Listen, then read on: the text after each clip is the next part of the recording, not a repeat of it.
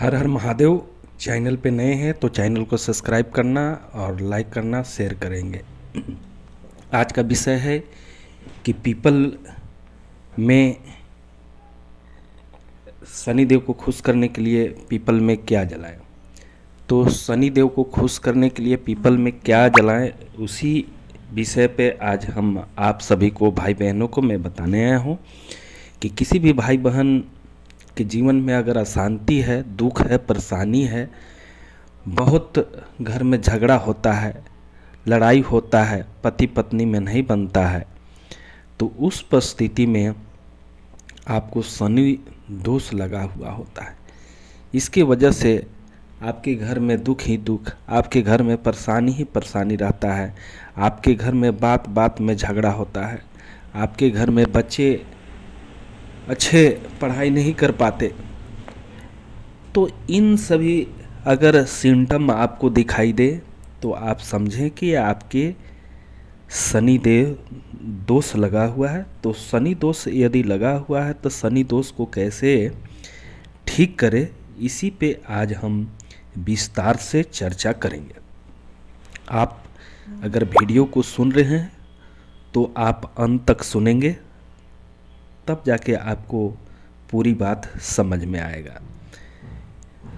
तो सबसे पहले तो आप शनि को सही करने के लिए सुबह सुबह नहा धोकर अपने घर में कुल देवी कुल देवता को प्रणाम करके, और कोई भी मंदिर के सामने जो पीपल होता है, किसी भी अन्य पीपल में नहीं जाना चाहिए। और ख़ासकर चौराहे वाला पीपल में तो भूल के भी नहीं जाना चाहिए। बहुत भाई बहन अनजाने में गलती कर जाते हैं कि जहाँ पे पूजा पाठ नहीं होता वहाँ उस पीपल में चले जाते हैं, उनका और प्रॉब्लम बढ़ जाता है। क्योंकि आप जानते हैं कि जो भी पितृ और भूत प्रेत का वास होता है वो पीपल में होता है, पीपल में ही रहते हैं। सैकड़ों, हजारों, लाखों, करोड़ों आप काम बनाने जाते हैं और बिगड़ जाता है, 4-5 भूत और आपके साथ आ जाते हैं, आपके घर में और तांडव करने लगते हैं।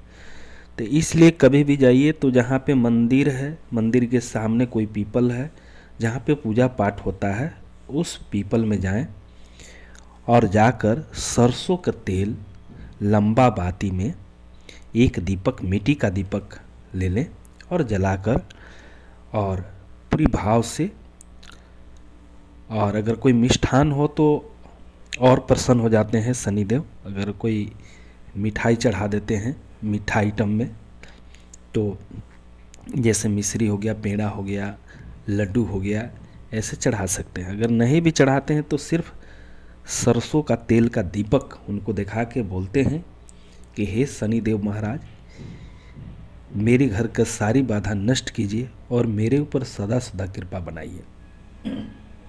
मेरे जो घर में लड़ाई झगड़ा, आर्थिक तंगी जो चल रहा है, ये सब खोलें, ऐसा बोल के और संस्थांग नमस्कार करके आप वहाँ से चल दें।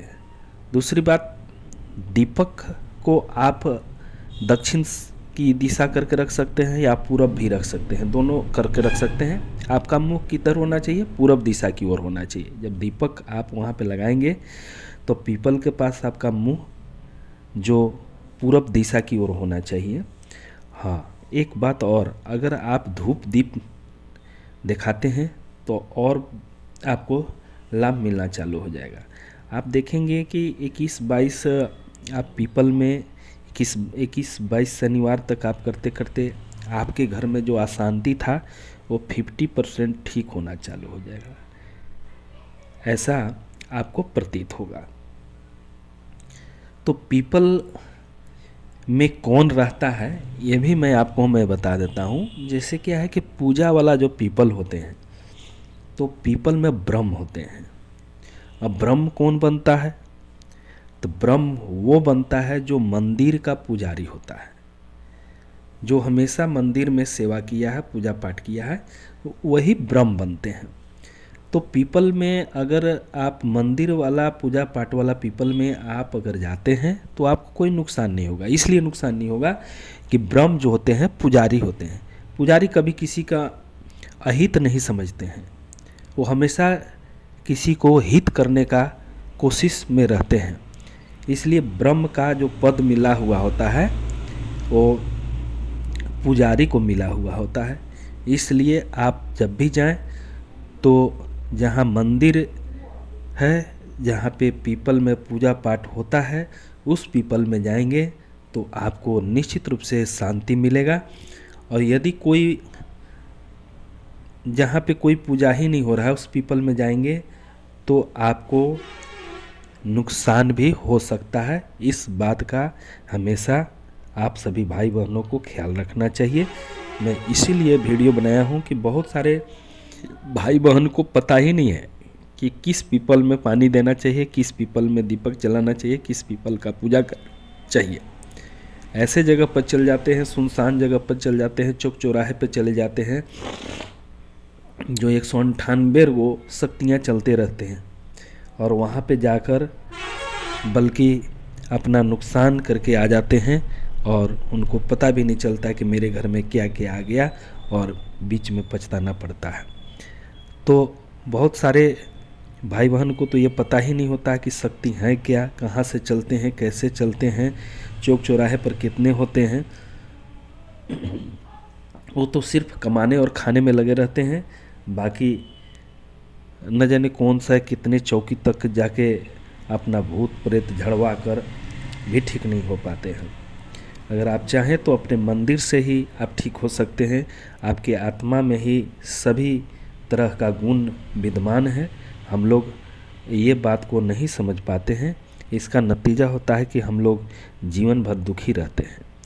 तो आप जब भी घर से बाहर निकले तो अपने कुल देवी कुल देवता को याद करें कि मेरी सुरक्षा रक्षा कीजिएगा प्रभु, और आप चलें। देखिए, आपका कभी भी अनिष्ट नहीं होगा, आपका कभी भी कोई बिगाड़ नहीं पाएगा।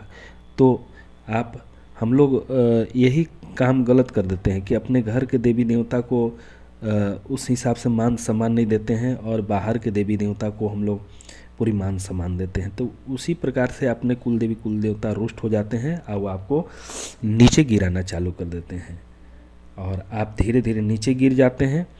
तो फिर न जाने कितने प्रकार के आप उपाय करते रहते हैं, इसके बावजूद भी आपका समस्या का समाधान नहीं होता है और आप दिन प्रतिदिन कई दरबार भटकते रहते हो, बड़े बड़े बाबाओं के पास जाते हो, फिर भी समाधान नहीं मिल पाता है।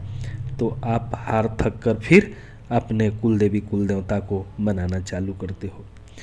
तो आपको समझना ये बहुत ज़रूरी है, आपको ये काम करना बहुत ज़रूरी है कि आप घर को मना लिए तो आप सभी जगह आप मना लिए, आप घर को नहीं मनाए तो आप कहीं भी नहीं मना पाओगे। इसलिए अपने कुल देवी कुल देवता के प्रति कृतज्ञ रहिए, उनकी आशीर्वाद हमेशा लेते रहिए और अमावस्या और पूर्णिमा उनको याद कीजिए। बहुत बहुत धन्यवाद।